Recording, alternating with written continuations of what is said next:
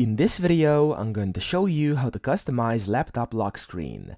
So the first thing you want to do is go down here to Start, and then look for Settings up here and click on Settings. And this will open up the Settings menu for you on your computer. Then what you have to do is go to Personalization over here on the left, and then scroll down to where you see Lock Screen. You want to click on Lock Screen, and then over here you can personalize your lock screen. Now as you can see, first thing it says personalize your lock screen, and you can select between Windows Spotlight, Picture, or Slideshow.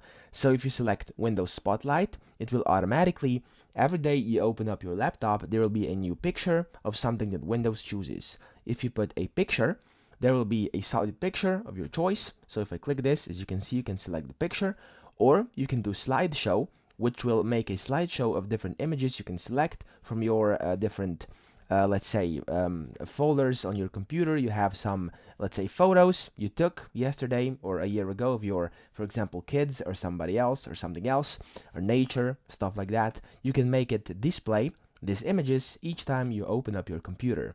I'm going to keep it on Windows Spotlight because I prefer that. Then you can get the lock screen status, which you can choose an app to show detailed status on the lock screen. Now for me, it's calendar, but you can also have weather, mail, or dev home, okay? These are the different options. Also, you can show the lock screen background picture on the sign-in screen, so we can have this on or off, and you can set the screen timeout over here, okay?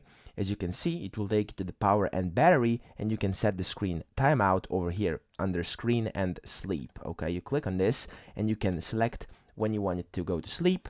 For me, it's 3 minutes, 3 minutes, 10 minutes, 10 minutes for the thing that it says over here on the left.